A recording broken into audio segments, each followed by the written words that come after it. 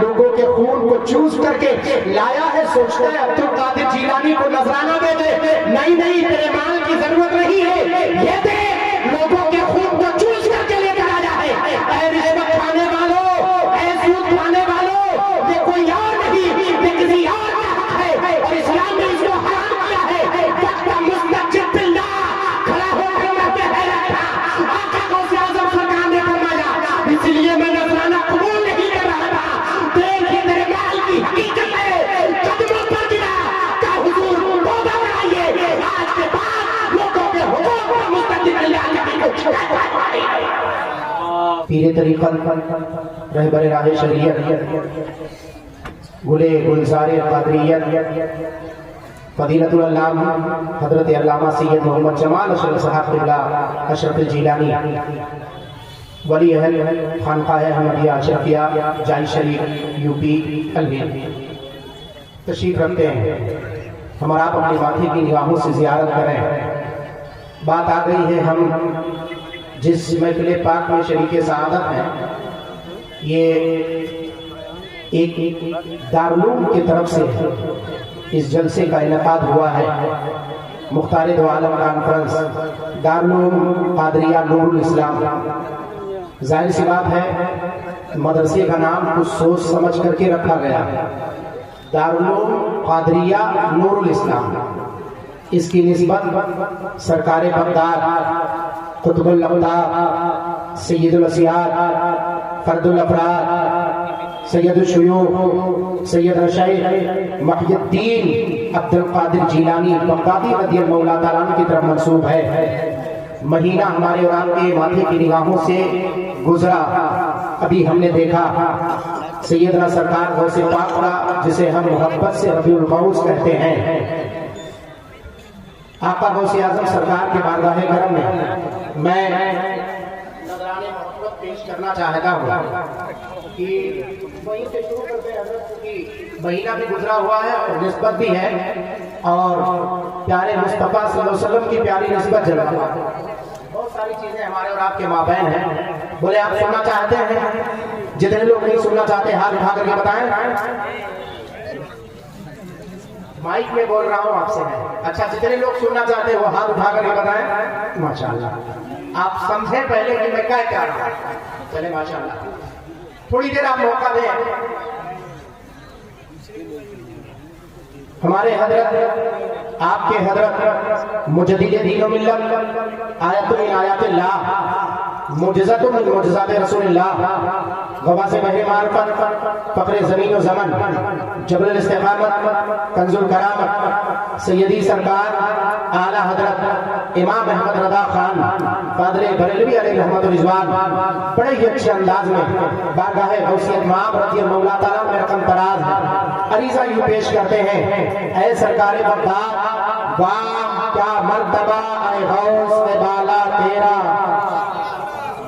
حضرت علامہ مفتی ذوالفقار احمد صاحب قبلہ رشیدی مصباحی جلوہ بار اس علاقے کے متحرک و فعال شخصیتوں میں سے، میں جب اس علاقے میں قدم رکھتا ہوں تو اس شخصیت کی یاد آتی ہے جو ہمارے اور آپ کے مابین کچھ دنوں پہلے خلیفہ سیدی حضور مفتی اعظم ہند فضیلت العلامہ حضرت علامہ مفتی عبدالغفور صاحب علیہ رحمت رضوان یاد کرتا ہوں کہ جس جلسے میں اس علاقے میں آتا تھا اس جلسے میں حضرت ہی کی صدارت آج علماء اہل سنت جلوہ بار میں سب کی دعائیں چاہتا ہوں اور حضور سید صاحب قبلہ جلوہ بار میں حضرت دعا چاہتا ہوں سرکار کے بارگاہ کرم سے پیش کرنا چاہتا ہوں اور میرا مقصد یہ نہیں آقا غوث اعظم سرکار کے سوانح طیبہ کو بیان کرنا، آقا غوث اعظم سرکار کے کرامت کو بیان کرنا نہیں، بلکہ غوث اعظم سرکار کی زندگی سے ہم نے سیکھا کیا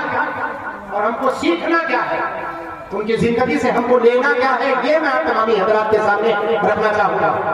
آقا غوث اعظم سرکار رضی اللہ تعالیٰ عنہ کو ہم نے صرف ان کی شخصیت کو جاننے کی کوشش کی، ان کے کرامات کا ہم نے تذکرہ کیا ہے، لیکن ہم نے یہ جاننے کی کوشش نہیں کی کہ آقا غوث اعظم سرکار کو اللہ تبارک و تعالیٰ نے اتنا بلند مقام کیسے عطا فرمایا۔ فرماتے ہیں واہ کا مرتبہ اے غوث ہے بالا تیرا، اونچے اونچوں کے سروں سے قدم اعلیٰ تیرا، اور سر بھلا کیا کوئی جانے کی ہے کیسا تیرا سر بھلا، کیا کوئی جانے کی ہے کیسا تیرا، اما اولیاء ملتے ہیں آنکھیں وہ ہے تلوا تیرا، اولیاء ملتے ہیں آنکھیں وہ ہے تلوا تیرا۔ اور ایک شعر میں پیش کرتا ہوں، کیا دبے جس پہ حمایت کا ہو پنجہ تیرا۔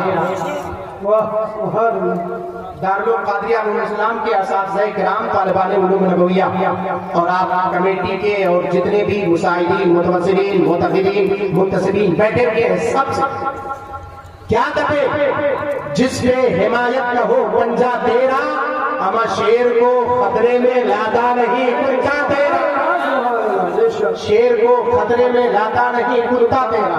اب ایک نسبت میں آپ سے پوچھنا چاہتا ہوں، آپ سے پوچھنے ہی کا مقام رہ گیا، پوچھوں گا نہیں تب تک آپ سمجھیں گے نہیں۔ یہ بتائیں غوث اعظم سرکار سے آپ کی نسبت کیسی ہے، آپ کیسی نسبت کرتے ہیں؟ اتنا بڑا مجمع یہاں سے وہاں تک بیٹھا ہوا ہے، میں اگر آپ سے پوچھوں کہ بتائیں غوث اعظم سرکار سے آپ کی نسبت کیسی ہے، کوئی اس میں سے اٹھ کر کہے گا حضرت میں آقا غوث اعظم سرکار کے در کا غلام، کوئی اٹھے گا کہے گا حضرت میں آقا غوث اعظم سرکار کا غلام، کوئی کہے گا حضرت میں آقا غوث اعظم سرکار کے ذات سے نسبت کرتا ہوں اپنی آپ۔ یہی آپ کہیں گے نا، یہی تو آپ کا دعویٰ ہے۔ باب العشق میں سیدی سرکار اعلیٰ حضرت فرماتے یہ بھی خطا ہے، باب العشق میں، باب المحبت پر، عشق و وفا کی تحلیل پر آپ یوں نسبت کریں، یہ میرے اعلیٰ حضرت کو قبول نہیں ہے۔ اعلیٰ حضرت کو دنیا نے اعلیٰ حضرت یوں ہی نہیں کہا، سرکار بغداد کی طرف ڈائریکٹ ہم نسبت کریں، اتنی ہماری مجال ہے، ہمارے اندر اتنی جرأت و جسارت ہے، آقا سرکار بغداد کی طرف نسبت کرنا ہے تو پوچھو بریلی کے سرکار کے بارگاہ میں ضرور ادب طے کرو، اے سیدی سرکار اعلیٰ حضرت آپ ہمیں آقا غوث اعظم سرکار کے دربار کو نسبت کریں تو کیسے کریں، وہاں تک پہنچنا ہے تو کیسے پہنچے، کہاں ہماری مجال نہیں، احمد رضا کی اتنی جرأت و جسارت نہیں کہ آقا غوث اعظم سرکار کے ذات پاک کی طرف ڈائریکٹ نسبت کرے، کہاں آپ کی نسبت کیسی ہے، تو بریلی کے دولہا پرک میں ارشاد فرماتے اے غوث پاک تجھ سے در سے سر اس سچ میں ہے مجھ کو نسبت میری یقین میں رہے جو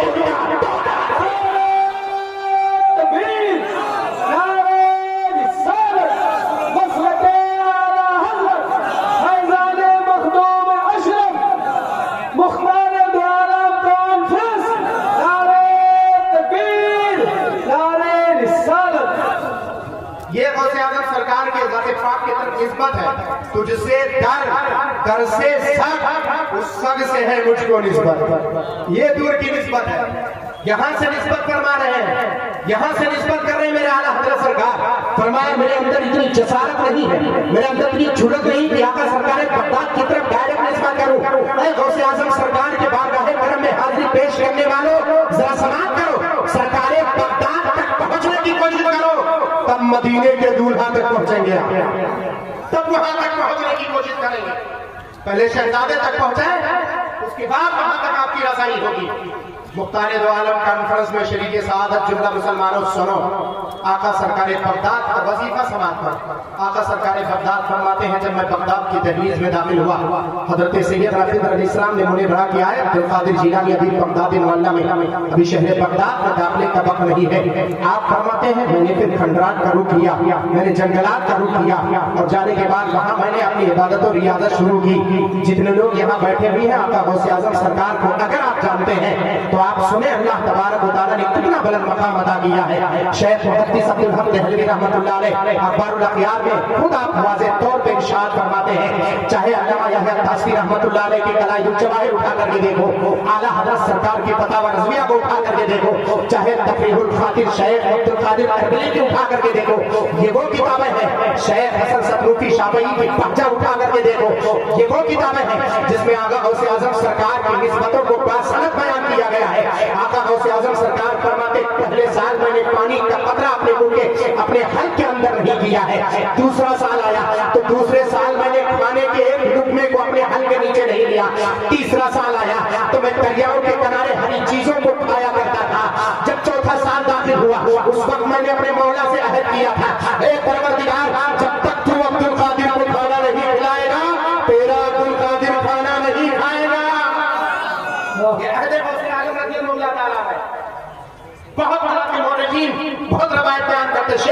मुकद्दस अब्दुल्लाह देहलवी रहमतुल्लाह अलैह फरमाते हैं, आका गौसे आजम सरकार के मुरीद ने पूछा, हुजूर आपका सबसे बड़ा वजीफा क्या है?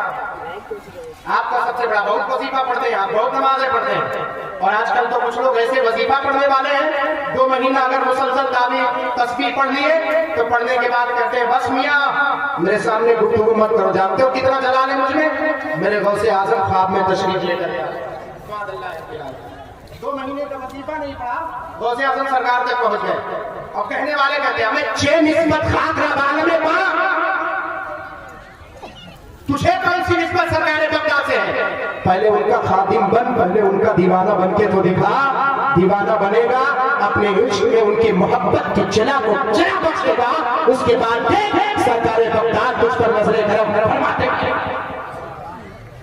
पूछा गया आपका सबसे बड़ा वजीफा क्या है? वो वजीफा सुन लें, और वजीफा सुनेंगे तो शायद आपको समझ में आए, क्योंकि मैं दारुल के इस जलसे में कॉन्फ्रेंस में शरीके सआदत हो जिसका नाम मुख्तार दो आलम कॉन्फ्रेंस है, जहां पर असातिज़ा, उलमा, मुफ्तियाने कराम, हुफ़ाज़ो कुर्रा सब के सब जलवा बना, और रासी तौर पे सैयद साहब किबला भी जलवा बना,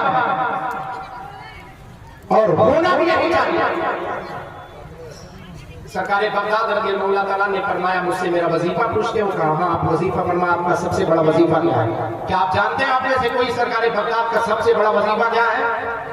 आप बहुत तस्बीह पढ़ते हैं, बहुत आप वज़ाइफ पढ़ते हैं, बहुत आप अपने आप को आबिद और ज़ाहिद शुमार करते हैं, जरा बताओ सरकार बगदाद का सबसे बड़ा वजीफा क्या है? आका गौसे आजम सरकार खुद आप फरमाते हैं, ऐ सुनने वालों सुनो, आका गौसे आजम सरकार फरमाते हैं कि अगर मुझसे पूछना चाहते हो मुझ अब्दुल कादिर जिलानी का सबसे बड़ा वजीफा क्या है तो सुनो, फरमाते मेरा सबसे बड़ा वजीफा तिलावत कलामुल्लाह शरीफ है, सबसे बड़ा वजीफा तिलावत कलामुल्लाह है, अल्लाह के मुकद्दस कलाम की तिलावत। अब यहाँ पर बगरागाछी के इस जलसे में शरीके सआदतुल्लाह मुसलमानों, मुझे सिर्फ इतना बताने की कोशिश करो, आका गौसे आजम सरकार का सबसे बड़ा वजीफा तिलावत कलामुल्लाह है। इस सबसे बड़े वजीफे पर कितने लोग अमल करते हैं? नमाजें तो कभी कभार हम पढ़ लेते हैं, तौफीक हो जाती कभी कभार, 5 वक्त की नमाज की तौफीक बहुत कम लोगों को होती है। सुनो जरा, समझने की कोशिश करो, क्यों वक्त के कलंदर लाहौरी ने कहा था वो जमाने में मुअज़्ज़ज़ थे मुसलमान होकर, आज हम खार हुए तारिके कुरान होकर। लफ्ज़ खार को तारिके कुरान से मुंसलिक करने वाली शख्सियत जिसको दुनिया कलंदर कहती है, आखिर क्यों कहा था? वो जमाने में मुअज़्ज़ज़ थे मुसलमान होकर, आज हम खार हुए तारिके कुरान होकर। आज हमारे घरों से पुराने पाक की तिलावत की सराय बंद नहीं हो रही, आज हमारी माँ और बहनों की ज़बानों पर तिलावत कलामुल्लाह के कलमात नहीं गलत हो रहे, आज हमारी ज़बानों पर तिलावत कलामुल्लाह जारी नहीं होता है। अगर जारी होता है तो दुनियावी गाने, हमने 5-6 इंच का मोबाइल जब से लिया है, जब से गाना गाना शुरू कर दिया है, हमने स्टोरी बयान करना शुरू कर दिया है, हमने दुनियावी रसूम का इख्तियार कर लिया है।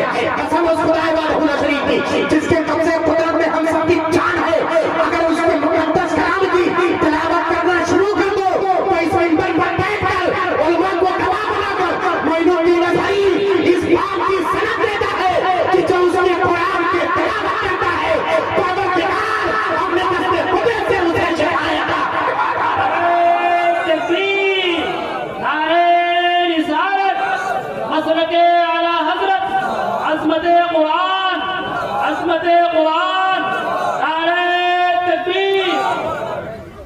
और हमारा तरीका तो हमको बिल्कुल मुख्तलिफ हो गया। हमने सिर्फ करामतों को सुनना अपनी जिंदगी का मेयार बना लिया, हमने बस वो चीजें जो दुनिया में लज़्ज़तों के सामान है हमने उसको बना लिया। हमने जाना ही नहीं कि जिंदगी जीने का असल मकसद क्या है, हमने जाना ही नहीं जिंदगी जीने का सही तरीका क्या है। आओ आका गौसे आजम सरकार की जिंदगी पाक से पूछो, अगर हमने कमाना भी शुरू किया है, मालो दौलत भी कमाना शुरू करते हैं तो उसमें हम तमीज नहीं कर पाते हैं। ये जितनी आवाम जितनी जनता बैठी हुई है सुनो, आका गौसे आजम सरकार के दरबार से फरमाते कमाओ तो हलाल कमाई कमाओ। क्या फरमाते हैं? कमाओ तो حلال کمائی کماؤ، مگر ہم میں سے کچھ لوگ جب کمانا شروع کرتے ہیں تو حلال اور حرام میں تمیز ہی نہیں کرتے. یہ چیز ہمارے لیے حرام ہے، یہ چیز ہمارے لیے حلال ہے، اس کا ہمیں ذرا برابر امتیاز ہی نہیں ہوتا ہے.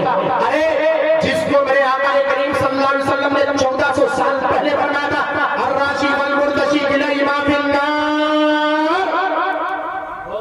رشوت دینے والا رشوت لینے والا دونوں جہنمی، چاہے رشوت لینے والا ہو چاہے رشوت دینے، الراشی والمرتشی. مگر ہم اپنی کمائیوں میں حلال اور حرام کی تمیز ہی نہیں کر پاتے. ہم یہ چیز ہمارے لیے حرام ہے، یہ چیز ہمارے لیے حلال ہے. اور آؤ حجت الاسلام سیدنا ابو حامد الغزالی رحمۃ اللہ علیہ کے تحریز انور پر ذرا قدم رکھو تو آپ کو پتہ چلے گا. سیدی حجت الاسلام ابو حامد الغزالی رحمۃ اللہ علیہ فرماتے ہیں جس نے حرام کمائی کا ایک لقمہ کھا لیا، فرماتے قسم اس خدائے وحدہ لا شریک کی جس کے قبضے قدرت میں ابو حامد کی جان ہے، فرماتے 40 دن تک اس سے عبادتوں کی لذت کو چھین لیا جاتا. حرام کمائی کا ایک لقمہ اگر ہمارے حلق سے نیچے اتر گیا، ایک لقمہ حرام کمائی کا، تو کیا فرماتے ہیں 40 دن تک آپ کی عبادتوں کی لذت، سجدے کریں گے وہ لذت نہیں ملے گی، قرآن پاک کی تلاوت کریں گے وہ لذت نہیں ملے گی، سب کچھ آپ کریں گے وہ لذت نہیں مل پائے گی. 40 دن تک ایک لقمہ اگر آپ کھائیں گے حرام کا. سن لو صوبے بنگال کے جملہ سننے سبھی عقیدہ مسلمانوں سنو، اس گوا گاؤں کھانا گوال بول رہے ہیں، اس گوال بول رہے ہیں، اس کھانا کے قرب و جوار کے جتنے سنی سبھی عقیدہ مسلمان سنیں، حرام کا ایک لقمہ، الراشی والمرتشی کلیہما فی النار، رشوت دینے والا رشوت لینے والا دونوں جہنمی، اور دونوں سود کھانا حرام. رشوت جانتے ہیں سود کھانا حرام، سود کھانا حرام ہے. اگر سود کا ایک لقمہ بھی آپ نے کھایا یا اپنے بچے کو کھلایا، 40 دن تک اس کے جبین نیاز سے سجدوں کی لذت کو چھین لی جائے گی، عبادت کی لذت کو ختم کر دیا جائے گا. تو ذرا آپ بتاؤ کہ کون سی عبادت آپ کی قبول ہوگی اور کون سی عبادت میں آپ لذت پائیں گے.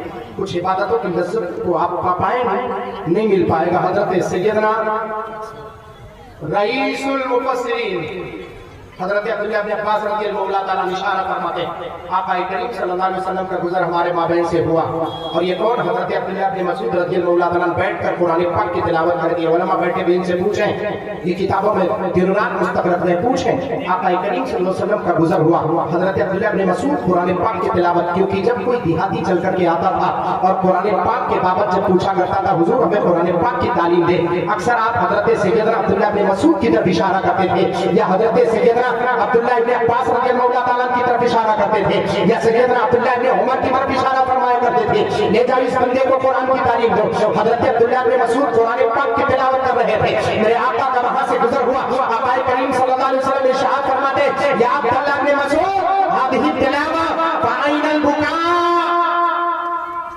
یہ تو صرف تلاوت ہے، تلاوت میں رونا کہاں گیا، وہ بکا کہاں گئی. آقا کریم صلی اللہ علیہ وسلم سے صحابی رسول نے عریضہ پیش کیا، رسول اللہ سے تلاوت کر رہا ہوں. فرمایا تلاوت کر، لیکن تلاوت کرتے کرتے اس کے معنی کی طرف خیال کر، پھر دیکھ تجھے کیسی لذت ملتی. حضرت عبداللہ بن مسعود فرماتے پھر میں نے قرآن پاک کو اس کے معنی کے ساتھ پڑھنا شروع کیا، اور جب پڑھنا شروع کیا میری آنکھیں برس پڑی، میری آنکھیں برس گئی، داڑھی تر ہو گئی، میرا دامن تر ہو گیا، داڑھی تر ہونے کے بعد دامن تر ہو گئی. میں قرآن کی تلاوت کرتا جاتا اور میں روتا چلا جاتا، آنکھیں برستی رہتی. وہ قرآن پاک کی تلاوت ہے کہ پیارے مصطفیٰ طریقہ فرماتے جا رہے ہیں اور صحابی رسول اس پر عمل کرتے جا رہے ہیں، اور ان کے آنکھوں سے آنسو قطرات سے آپ کے دامن میں چھتر ہوتے. یہ قرآن پاک کی تلاوت ہے. ہم کہاں ہیں اور آپ کہاں ہیں؟ بتاؤ ذرا صحیح، کیا ہم نے کبھی قرآن پاک کی آیت کی طرف اور اس کے تلاوت کی طرف ہم نے کبھی خیال کیا؟ آقا غوث اعظم کے اچھا کتنے لوگ آقا غوث اعظم سرکار کو مانتے ہیں؟ ہاتھ اٹھا کر کے بتائیں اگر میری بات سمجھ میں آ رہی ہے. سبھی مانتے ہیں. آج کے بعد آقا غوث اعظم سرکار کے وظیفے پر عمل کرنا. سرکار غوث اعظم سرکار فرماتے ہیں میرا وظیفہ سب سے بڑا وظیفہ قرآن پاک کی تلاوت ہے. اللہ کے مقدس کلام کو پڑھنا ہے، تلاوت کرنا ہے. پوچھا گیا حضور آپ تلاوت کیسے کرتے ہیں، آپ کا وظیفہ کیسے ادا ہوتا ہے، کیسے آپ نے بالترتیب انتظام فرمایا؟ آقا غوث اعظم سرکار فرماتے 15 سال تک راتوں میں مصلی پر کھڑے ہو کر مکمل قرآن جس نے ختم کیا اسے عبد القادر جیلانی کہتے ہیں۔ 15 سال تک۔ اور یوں ہی نہیں، وہ لوگ جو تھوڑا تسبیح پڑھتے ہیں اور اپنے آپ کو بڑا بابا شمار کرتے ہیں اور پھر کہتے ہیں کہ نہیں ہم بہت بڑے عابد و زاہد ہیں، وہ ذرا قریب ہو میرے گفتگو کی اور اپنے دل کو قریب کر کے بتایا۔ آقا غوث اعظم سرکار فرماتے پہلے دنوں میں جب میں نے تلاوت شروع کی تو میرے نفس نے تعلی کی۔ تعلی کا معنی جانتے ہیں آپ؟ تعلی کا معنی آپ آسان لفظوں میں یوں سمجھ لیں کہ جب میں پڑھنا شروع کیا شروع میں تو میرے نفس نے مجھے ابھارا اور کہا تو بہت بڑا تعلیم قرآن، بہت زیادہ تلاوت کرنے والا ہے۔ مکمل فرماتے ہیں پورے قرآن پاک کو مصلی پر کھڑے ہو کر کے میں قرآن پاک کی تلاوت کرتا تھا۔ فرماتے اس کے بعد میں نے قدم اٹھایا اور دوسرے قدم پر رکھا، ایک قدم پر کھڑے ہو کر 15 سال تک پورے قرآن پاک کو جس نے ختم کیا اسے عبد القادر جیلانی کہا۔ وہی بغداد شریف کی سرزمین پر امام الائمہ سید امام اعظم ابو حنیفہ النعمان بن ثابت رضی اللہ تعالیٰ عنہ اسی سرزمین پر بغداد مولا کی سرزمین پر اٹھا کر کے دیکھو آپ کوفہ کی سرزمین پر سید امام اعظم ابو حنیفہ النعمان بن ثابت رضی اللہ تعالیٰ عنہ مصلی پر کھڑے ہوتے تھے رات میں اور جب قرآن پاک کی تلاوت کرتے 30 سال تک مسلسل مصلی پر کھڑے ہو کر ایک رکعت میں جس نے مکمل قرآن پاک کی تلاوت کی اسی امام اعظم ابو حنیفہ اور یہ علماء بیٹھے ہوئے ان سے آپ پوچھیں آپ امام اعظم سرکار کیسی تلاوت کرتے تھے معلوم ہے آپ کو؟ امام اعظم سرکار کی تلاوت ایسی ہوتی تھی کہ جب آپ اس آیت کریمہ پر پہنچتے تھے وَالسَّاعَةُ أَدْهَا وَأَمَرَ الْحَاقَّةُ وَالْحَاقَّةُ وَمَا أَدْرَاكَ مَا الْحَاقَّةُ الْقَارِعَةُ مَا الْقَارِعَةُ وَمَا أَدْرَاكَ مَا الْقَارِعَةُ جب اس آیت کریمہ پر پہنچتے تھے تو پھوٹ پھوٹ کر کے دل کی عطا گہرائی سے رونا شروع کرتے تھے، ایک آہو پھوٹا نکلتی تھی، مسجد میں جامع مسجد میں کھڑے ہوتے تھے، ارے پڑوسی اٹھ کر کے بیٹھ جاتے تھے، ایک پڑوسی دوسرے پڑوسی سے پوچھتا یہ بتاؤ یہ پچھلے پہر کس کی آہو بکا ہے، یہ پچھلے پہر کون رو رہا ہے، اتنی درد کس کے اندر ہے، کس پر مصیبتوں کا پہاڑ ٹوٹ بیٹھا ہے، ٹوٹ پڑا ہے، آخر کون ہے تڑپ تڑپ کر رو رہا ہے۔ دوسرا پڑوسی اٹھ کر کے کہتا ہے اے اٹھنے والا پڑوسی تو سو جا، تجھے پتا نہیں کہ اللہ کے مقدس گھر میں ابو حنیفہ ہے جو قرآن کی تلاوت کرتا ہے، جب قیامت کے تذکرے اور ہولناکیوں کا سامنا کرتا ہے تو پھوٹ کر کے روتا ہے اور اللہ کے کلام میں مگن ہو کر اسی کی تلاوت کرتا ہوا سبحان اللہ سبحان اللہ، بہت یہ امام اعظم ابو حنیفہ رحمۃ اللہ علیہ کی تلاوت۔ کہاں ہیں ہم اور کہاں ہیں آپ؟ بہت اچھا ماشاءاللہ۔ وہ زمانے میں معزز تھے مسلمان ہو کر، آج ہم خوار ہوئے تحریک قرآن ہو کر سرکار بغداد سے سیکھو تو ذرا صحیح۔ آؤ سیدنا امام اعظم ابو حنیفہ النعمان سے قرآن پاک کی تلاوت تو سیکھو ذرا صحیح۔ زمانے میں آج ہم خوار ہوتے کیوں جا رہے ہیں؟ آج اس نتیجے پر ہم کیوں پہنچے ہیں؟ تم تو وہ قوم ہو، اتنی آسان قوم نہیں ہے جو لوگوں کے سامنے اپنی پستی کو اور اپنی شکست کو قبول کر لے۔ وہ قوم یہ نہیں ہے جو اتنی آسانی کے ساتھ اپنی سر نگو کر لے، وہ قوم نہیں ہے یہ جو اتنی آسانی کے ساتھ اپنی شکست کو قبول کرتی ہوئی نظر آئے۔ ارے تم تو وہ قوم ہو کہ تم نے جب مخاطب دیا تھا تو مخاطب کرنے کے بعد بادلوں کو چیلنج کر کے کہا تھا اے بادل تجھے برسنا ہے تو برس، ورنہ جہاں کہیں برسے گا وہاں سے خراج وصول کر کے ہمارے خزانے تک آتا ہوا۔ یہ کوئی اور دعویٰ کرنے والا نہیں تھا، یہ تمہارا بادشاہ تھا وقت کا، ہارون رشید تھا جو اپنے ایوان کے چھت پہ کھڑے ہو کر بادلوں سے مخاطب ہو کر کہتا ہے بادل برسنا ہے تو برس، اگر یہاں نہیں برسے گا تو جہاں تو برسے، وہاں پہ جو خراج ہوگا جو وصول کر کے ٹیکس آئے گا وہ ہمارے خزانے۔ یہ ہمارا دعویٰ۔ تم وہ ہو، تم بھول گئے کہ تم کون ہو، تم وہ ہو کہ تمہاری طاقت اتنی ہوتی تھی، تمہاری قوت اتنی ہوتی تھی۔ میں تم سے پوچھنا چاہتا ہوں بتاؤ وہ کون سی قوت ہے؟ یہی مصر کی سرزمین ہے۔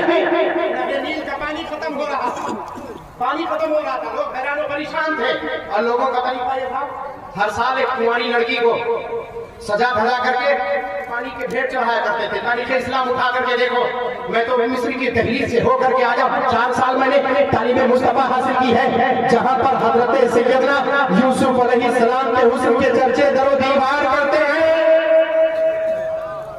جہاں پر تاریخ اسلام بکھری ہوئی ہے، جہاں کی گلیوں میں بہت چاہو تو وہاں کا سیر کرنا، تاریخی طور پر کے تاریخ کے آدھے نظام کو چھان لینا۔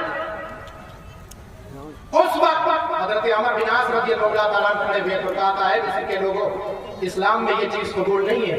کہ اسلام میں کیا قبول ہے کیا نہیں قبول ہم یہ نہیں جانتے، ہم کو صرف پانی چاہیے، ہم کو نہر نیل جاری ہونا چاہیے، بس ہم اپنے کھیتوں کو سیراب کریں گے، اپنے جانوروں کو پلائیں گے، اپنی ضروریات کو پوری کریں گے۔ آپ بھی مصر کے دہلیز پر پہنچو، پانی کا دوسرا مرجع نہیں ہے، اگر کوئی ہے وہ بھی آج وہی نہر نیل، اسی نہر نیل سے پورا مصر سیراب ہوتا۔ تو فرمایا کیا آپ اپنا اسلامی طریقہ اختیار کرو، اگر نہیں اختیار کرتے تو ہم ہر سال ایک نئی کنواری لڑکی کو ہر سال اس کو سزا دھدا کر کے نہر نیل کے ہم سپرد کر دیں گے۔ کہا نا، اسلام میں یہ چیز جائز نہیں۔ کسی نے ایک جان کو قتل کیا متعمداً فَكَأَنَّهُ قَتَلَ النَّاسَ جَمِيعًا، ایک جان کو قتل کرنے والا، کوئی انسانیت کا قتل کرنے والا نہ، اس کو نہیں ہونے دیں گے۔ تب لوگوں نے کہا تھا عمر بن عاص تو کرے گا کیا؟ تب خط لکھا تھا سیدنا عمر بن الخطاب رضی اللہ عنہ امیر المومنین کے بارگاہ کرم میں، حضور کچھ آپ فرمائے، آپ اپنی طاقت کو پہچاننے کی کوشش کرو مسلمانوں، آپ نے اپنی طاقت کو نہیں جانا، آپ کیسے پستی میں ہو، لوگوں سے ڈرنے والے آپ نہیں ہو، لوگوں سے خوف کھانے والے آپ نہیں ہو، دنیا کی آنکھوں میں آنکھیں ڈال کر بات کرنے والی قوم آپ پستی کی طرف کیوں ہے، حقیقت جہالت کی طرف کیوں ہے، آخر تم اتنے پستی کی طرف کیسے پہنچے؟ تم نے اپنے وقار کو نہیں جانا، تم نے اپنے آپ کو اپنے وقار میں نہیں ڈالا، اسلام کے اس نہج پر نہیں ڈالا۔ ہم نے قرآن کی تلاوت چھوڑ دی، مسجدوں کو آباد کرنا چھوڑ دیا، ہم نے روزے رکھنے چھوڑ دیے، ہم نے اسلام کے قوانین پر پابندی چھوڑ دی۔ تم اللہ کے اس فرمودہ فرمان کے قوانین کی پابندی چھوڑ دیے تو اللہ نے تم پر رحمتیں برسانا۔ تمہاری حالت اور تمہاری کیفیت یہ ہو گئی کہ تم اس کی رحمت سے دور ہوتے ہوئے نظر آ رہے ہو۔ اس کی رحمت تمہیں اپنے قریب بلاتی ہے مگر تم اس سے دور ہوتے چلے جاتے ہو۔ آج بھی اگر تم اس کے مقدس کلام کی طرف قریب ہو تو اللہ آج بھی تمہارے دل کو منور کرتا ہوا نظر آتا ہے۔ آج تب اس وقت حضرت سیدنا عمر بن الخطاب رضی اللہ تعالیٰ نے کیا فرمایا تھا معلوم ہے؟ فرمایا تھا ایک سطر سے لکھا تھا، لو كنت تجري بأمرك فلا تجري، لو كنت تجري بأمر الله فعمر بن الخطاب رضي الله عنه يأمرك أن تجري بأمر الله۔ یہی ایک سطر لکھا تھا اور کچھ نہیں۔ میں آپ سے پوچھنا چاہتا ہوں کہ بگرا گاچھی میں جلوہ باد شریک سعادت مختار دو عالم کانفرنس میں مسلمانوں یہ بتاؤ، کیا دریا کے پاس کان ہے؟ کیا دریا کے پاس آنکھ ہے؟ کیا اس کے پاس شعور و ادراک ہے؟ حضرت عمر بن الخطاب نے ایک سطر لکھا تھا اور لکھنے کے بعد حضرت عمر کو یہ پیغام بھیجا تھا کہ اسے نہر نیل میں، دریا نیل میں ڈال دینا۔ حضرت عمر بن عاص رضی اللہ تعالیٰ عنہ اس واقعے کو دیکھتے ہیں اور اٹھا کر کے شام کو نہر نیل میں ڈال دیتے ہیں۔ صبح کی روایت میں بیان کی جاتی ہے کہ صبح نہر نیل اسی جنگ کے بدولت وہ 16 گز اونچائی پر بہتا ہوا نظر آ رہا تھا۔ پوچھا گیا کہ کس کی طاقت ہے، یہ کس کی قوت ہے؟ جواب دینے والے نے جواب دیا کہ کسی اور کی نہیں، یہ ایمان والے کے ایمان کی طاقت نظر آ رہا ہے۔ واہ واہ، نعرہ تکبیر، نعرہ رسالت، مختار دو عالم کانفرنس حضرت مفتی معین الدین اظہری صاحب قبلہ، نعرہ تکبیر، زندہ باد زندہ باد۔ بہت یہ تمہاری قوت ہے، اس قوت کو پہچاننے کی کوشش کرو۔ خلیفہ مستنجد باللہ، بغداد کی بات آئی تو ایک روایت سنو۔ خلیفہ مستنجد باللہ آقا غوث اعظم سرکار کے بارگاہ کرم میں 10 اشرفیوں کی تھیلی لے کر یہ آیا تھا۔ سود کھانے والوں، حرام اور حلال میں تمیز نہ کرنے والوں، سنو۔ اس روایت کو سنو گے تو آپ کو بات سمجھ میں آ جائے گی کہ سود کھانا کیسا ہے، رشوت کھانا کیسا ہے۔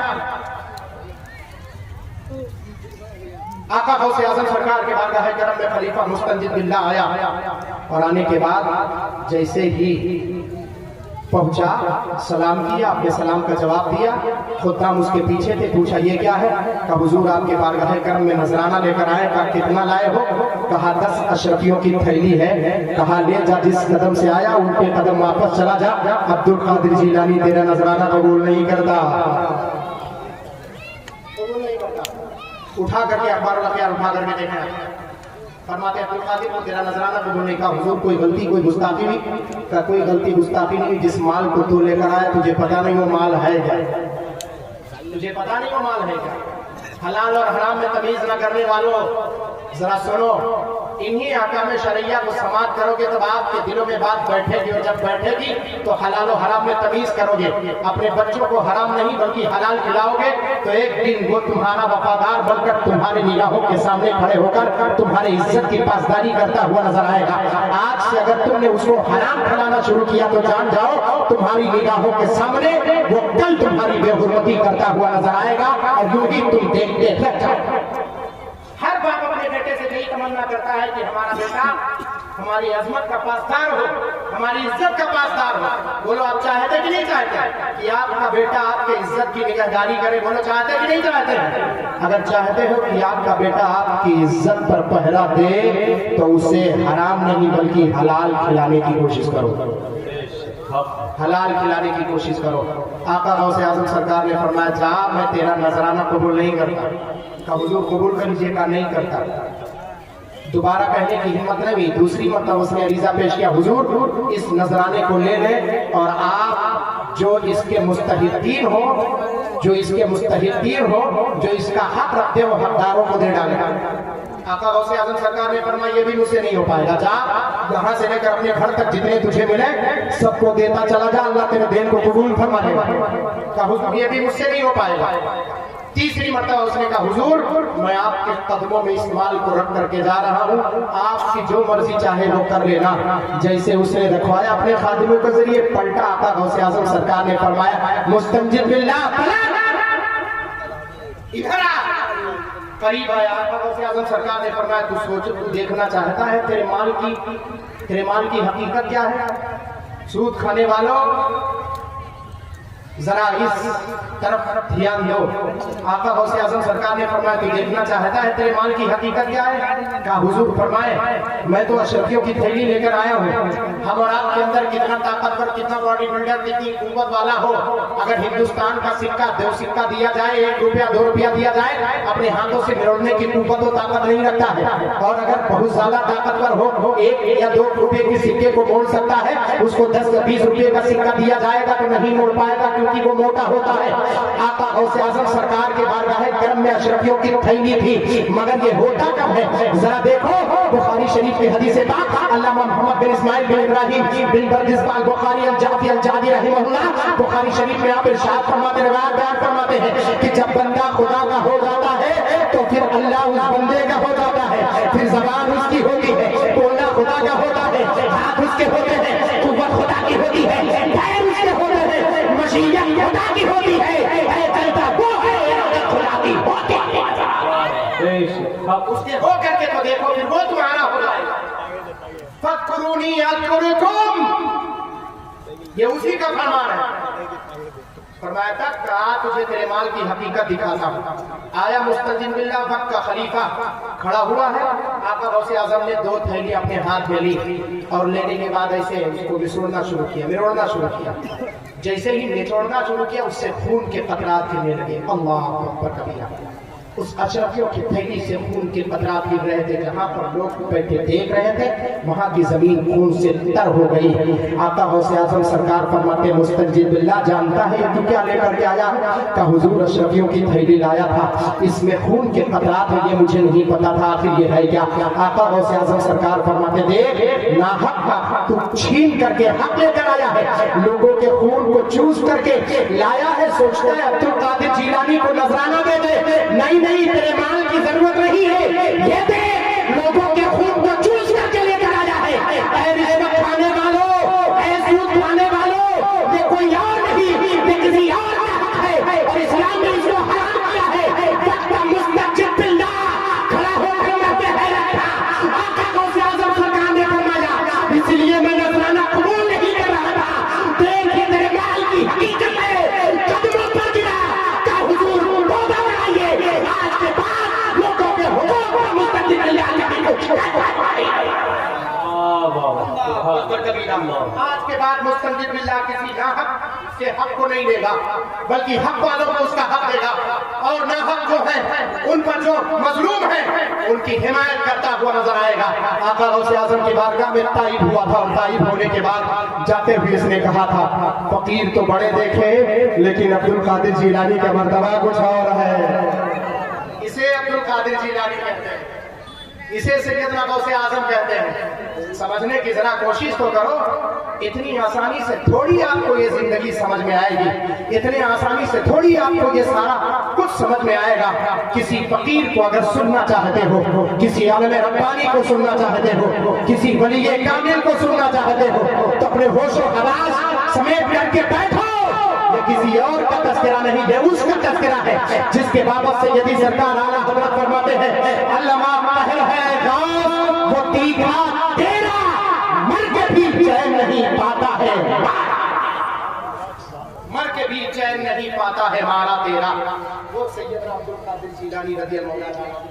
ہو سکے تو کچھ لوگ بس ایک آخری روایت ہے، وقت بڑی شدت سے ہوتا جا رہا ہے، آخری روایت میں آپ کو تمام حضرات کے سامنے پیش کر رہا ہوں۔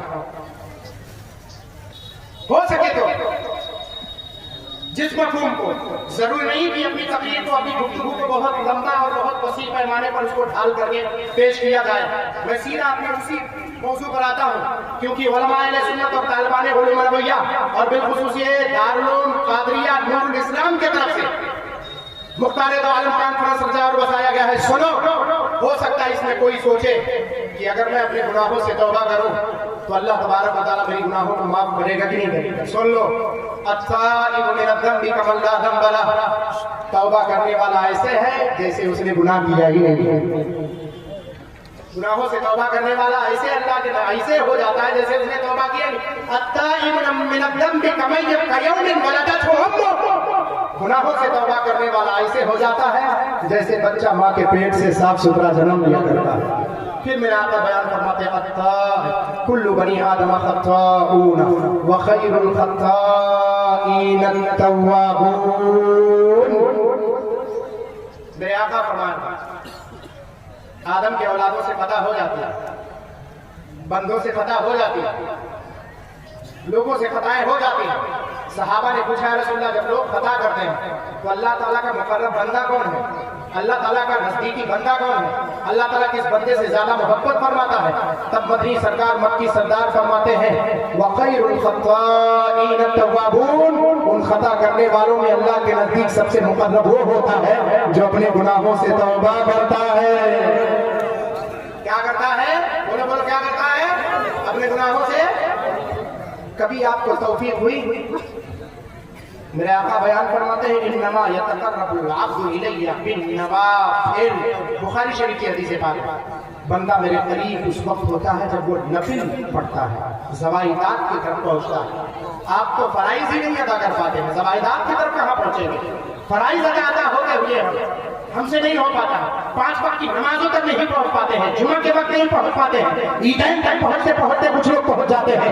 اے نمازوں کی پابندی نہ کرنے والوں سنو، انما یتقرب الی عبد بالنوافل، بندہ میرے قریب نفل پڑھتے پڑھتے اللہ اکبر کبیرہ۔ راتوں میں یہ کیا کرتے تھے اولیاء کرام؟ راتوں کو جاگ کر کے کیا کرتے؟ کسی کو آپ غوث اعظم کہتے ہو، 15 سال تک مسلسل نہ ٹھنڈی دیکھا، نہ گرمی دیکھا، نہ بارش، کچھ بھی نہیں دیکھا، 15 سال تک مسلسل بلا ناغا رات میں کھڑے ہو کر مکمل قرآن کی جس نے تلاوت کی اسے عبد القادر جیلانی کہتے ہیں۔ 30 سال تک سیدنا امام اعظم ابو حنیفہ النعمان بن ثابت رضی اللہ تعالیٰ مصلی پر کھڑے ہو کر ایسے عالم میں کہ رات میں پھوٹ پھوٹ کر روتے روتے بلا ناغا جس نے تلاوت کی ہے اسے سیدنا امام اعظم ابو حنیفہ النعمان بن ثابت کہتے ہیں 40 سال تک عشاء کے وضو سے جس نے فجر کی نماز ادا کی اسے عبد القادر جیلانی کہتے ہیں۔ کہاں یہ بندے اور کہاں ہم ہیں؟ خواجہ پاک کے چھتر چھایا رہتے ہو نا، خواجہ معین الدین چشتی الاجمیری رحمۃ اللہ تعالیٰ علیہ کو جانتے ہیں آپ؟ کتنے لوگ جانتے ہیں؟ ہاتھ اٹھا کر کے بتائیں خواجہ معین الدین چشتی الاجمیری کو۔ خواجہ صاحب کو سب جانتے ہیں، اور کیوں نہ جانے؟ علامہ حسن رضا خان نے اپنا عقیدہ پیش کیا، خواجہ ہند وہ دربار میں آلہ تیرا کبھی محروم نہیں، مانگنے والا تیرا۔ اور اس کے بعد فرماتے ہیں ہے تیری ذات عجب بحر حقیقت پیارے، کسی تیراک نے پایا نہ کنارہ تیرا۔ پھر فرماتے خود تگانے شب غفلت کو جگہ دیتا ہے، سالہ سال وہ راتوں کا نہ سونا تیرا۔ یہ سالہ سال ہے کیا جس خواجہ معین الدین چشتی اجمیری کو خواجہ اعظم کہتے ہو؟ معلوم ہے تقریباً 70 سال تک اٹھا کر کے انیس سوربا اٹھا کر کے دیکھا، تقریباً 70 سال تک خواجہ معین الدین چشتی اجمیری نے اپنی پیٹھ بستر پہ نہ لگائی، تب اللہ تبارک و تعالیٰ نے اتنا بلند مقام عطا۔ اتنی آسانی سے سوچتے ہو اللہ تعالیٰ کو قبول کر دے، اللہ کے نیک بندے ہو جاؤ اتنی آسانی کے ساتھ نہیں۔ یہی قطب الافطار یو پی کی سرزمین پر قاری وسیم صاحب قبلہ جو آج کے ناظم وقت ہیں، جو نظامت بھی کر رہے ہیں اور قیادت بھی کر رہے ہیں، اور ہمارے یہ سنت جلوہ ہے، ان سے پوچھے یہ سب جانتے ہیں۔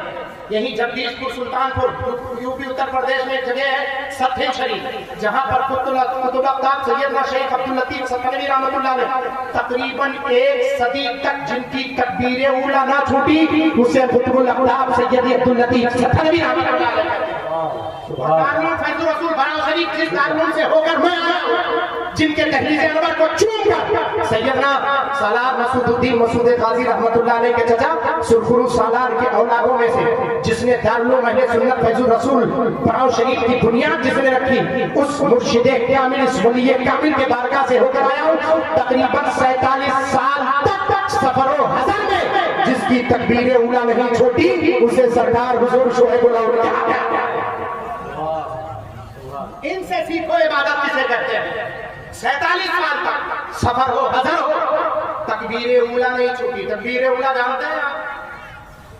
تکبیر اولیٰ آپ جانتے ہیں؟ ادھر والوں سے نہیں، میں آپ سے پوچھنا چاہتا ہوں تکبیر اولیٰ جانتے ہیں؟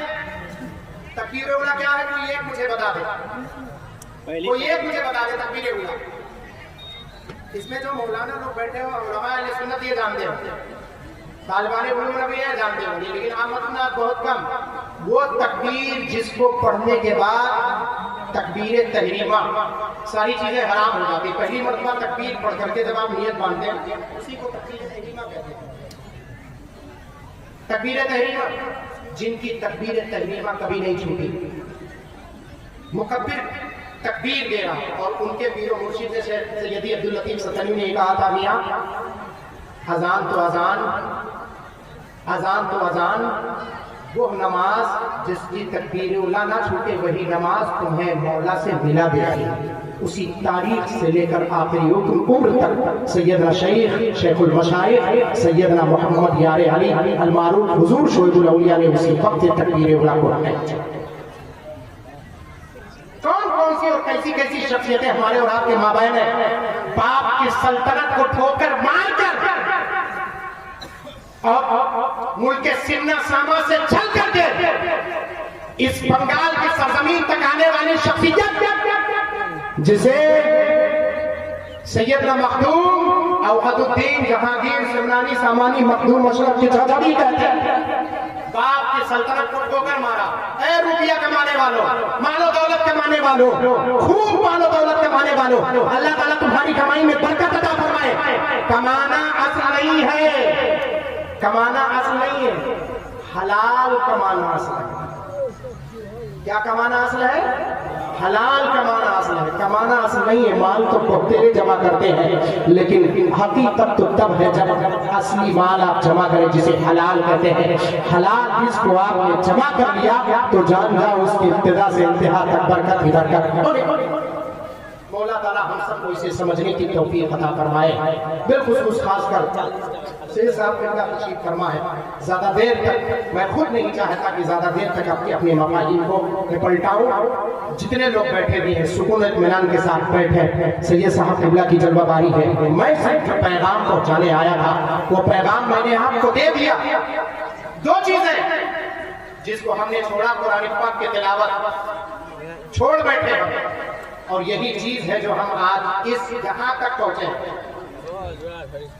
قرآن پاک کی تلاوت چھوڑ دیا،